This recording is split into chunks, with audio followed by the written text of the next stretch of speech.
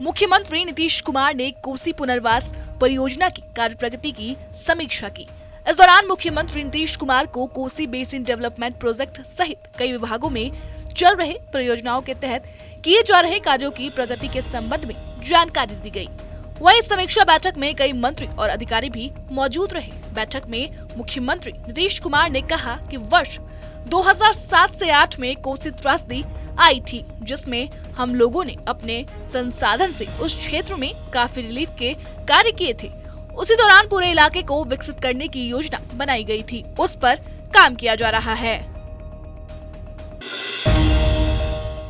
बिहार विधानसभा के वाचनालय में गोपालगंज और मोकामा सीट से जीत दर्ज कर पहुंचे दोनों विधायकों को पद और गोपनीयता की शपथ दिलाई गई। बिहार विधानसभा अध्यक्ष अवध बिहारी चौधरी ने दोनों विधायकों को शपथ दिलाई है। इस मौके पर सीएम नीतीश कुमार, उप मुख्यमंत्री तेजस्वी यादव, मंत्री विजय चौधरी समेत अन्य नेतागण भी मौजूद रहे।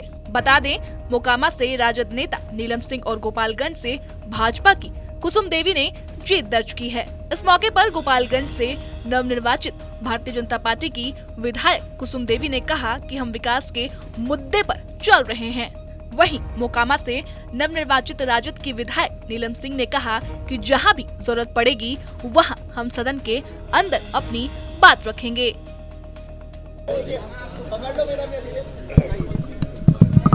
देखिए, मेरा गोपालगंज जनता का ही जीत है। विकास पर ही जीत हुआ है। विकास भी करना है हमको।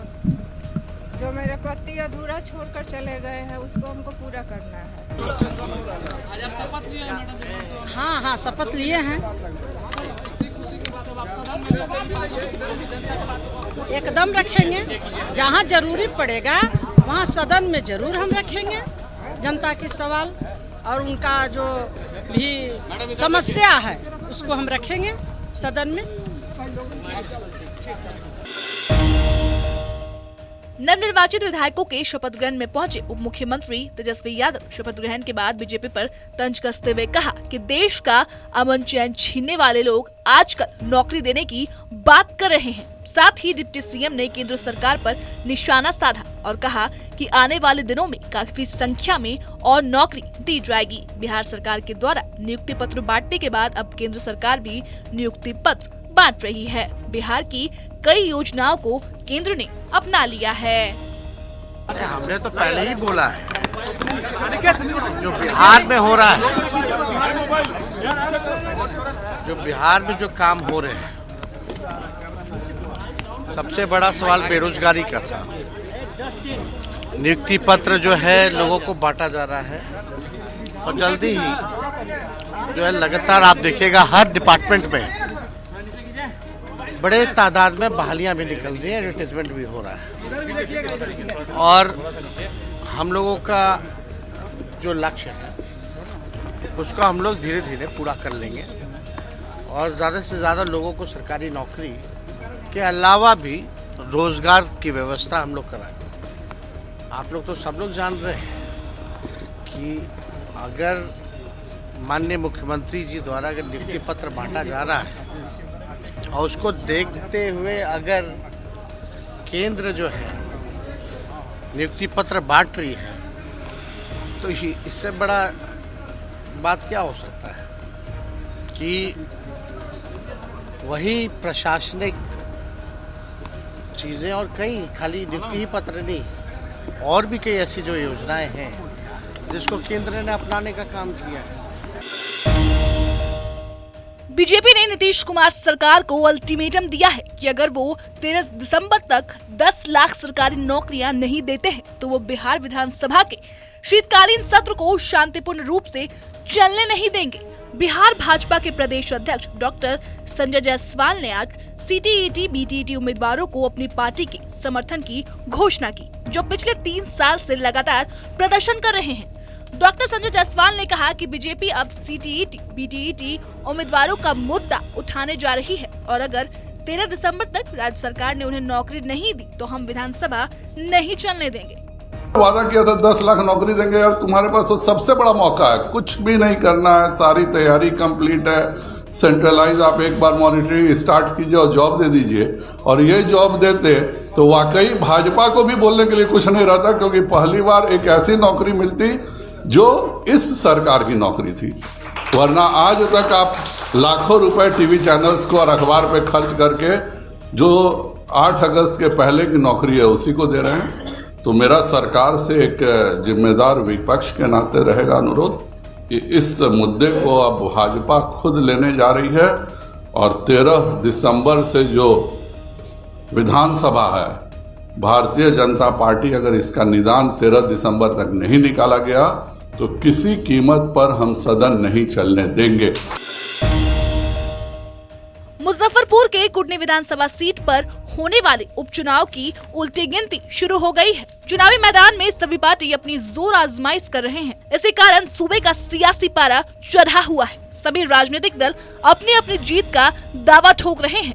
नवनिर्वाचित विधायकों के शपथ ग्रहण में पहुंचे नेता प्रतिपक्ष विजय सिन्हा ने अपनी जीत का दावा करते हुए कहा कि कुटनी उपचुनाव में भारी बहुमत से जीतने जा रहे हैं। जनता अपराध और भ्रष्टाचार के खिलाफ जनादेश देने जा रही है। बिहार के अंदर ये लोगों की भावनाओं का प्रकटीकरण है। सबका साथ सबका विकास की भाव को आगे बढ़ाने का देश के प्रधानमंत्री जी का जो संकल्प और मंत्र है,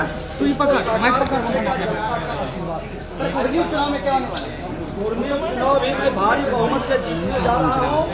बिहार की जनता अपराध और भ्रष्टाचार के विरुद्ध में जनादेश देने जा रहा है।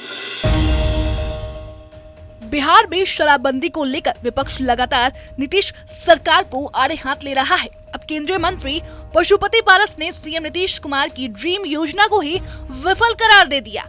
वैशाली में मास मर्डर की घटना पर केंद्रीय मंत्री पशुपति पारस ने नीतीश सरकार पर निशाना साधा और कहा कि ये सरकार की विफलता है कि बिहार में अगर सही तरीके से शराबबंदी होता तो ये घटना नहीं होती। आपको बता दें, ड्राइवर ने बयान दिया था कि 40 रुपए गिलास उसने शराब पी थी। ये इस घटना की तो जितनी भी निंदा की जाए वो बहुत कम है, और मैं समझता हूँ कि बिहार सरकार की ये विफलता है। बिहार के मुख्यमंत्री कहते हैं कि पूरे बिहार में शराबबंदी है। यदि शराबबंदी सही में होता तो ड्राइवर ने बयान दिया है हॉस्पिटल में 40 रुपये गिलास मैं देसी शराब पिया हूँ, उससे उसको नशा हुआ, उसने 8 लोगों को हत्या कर दी। ये हत्या बिहार सरकार की विफलता का देन है। 40 रुपया का एक गिलास दारू 8 व्यक्ति का जान ले लिया। बिहार में नेता विकास के जितने वादे कर लें, लेकिन आए दिन बदहाली की ऐसी तस्वीरें सामने आती हैं जो नेताओं के वादों को आईना दिखाती हैं। ये वीडियो बिहार के डिप्टी सीएम और स्वास्थ्य मंत्री तेजस्वी यादव के गृह जिला गोपालगंज के मॉडल सदर अस्पताल का है, जहां बुजुर्ग की इमरजेंसी वार्ड में मौत होने के बाद परिजनों को मार्चुरी वाहन नहीं मिली तो परिजन ई रिक्शा से शव को लेकर जाने के लिए मजबूर हो गए। मांझा प्रखंड के पुरानी बाजार निवासी बुजुर्ग को खांसी और सांस लेने में तकलीफ थी, जिसके इलाज के लिए परिजनों को सदर अस्पताल के इमरजेंसी वार्ड में भर्ती कराया गया था। रविवार को बुजुर्ग की इलाज के दौरान मौत हो गई। मौत के बाद परिजनों ने शव को घर तक लेकर जाने के लिए मॉर्चरी वाहन मांग की, लेकिन आरोप है कि इन्हें इमरजेंसी वार्ड के कर्मियों से कोई मदद तक नहीं मिली और अंत में थक हार कर ई रिक्शा पर ही शव को लेकर जाने के लिए मजबूर हो गए।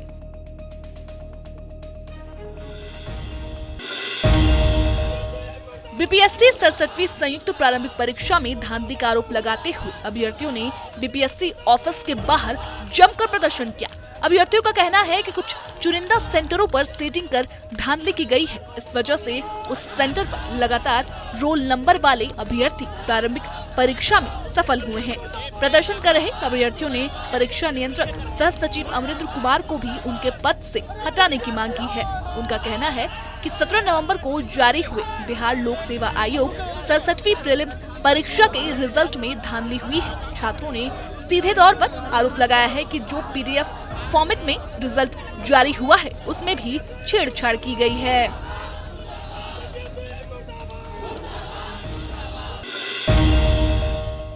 झारखंड में नक्सलियों के खिलाफ लगातार अभियान चलाया जा रहा है। इसी दौरान गुमला पुलिस ने पीएलएफआई के 3 सक्रिय नक्सलियों को हथियार समेत गिरफ्तार कर लिया।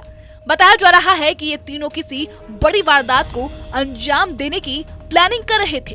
इन नक्सलियों पर गुमला और सिमडेगा के कई थानों में मामले दर्ज हैं। ये ज्यादातर सिमडेगा, गुमला और खूंटी जिले के इलाकों में घटनाओं को अंजाम देते हैं। इनकी गिरफ्तारी को झारखंड पुलिस की बड़ी सफलता माना जा रहा है।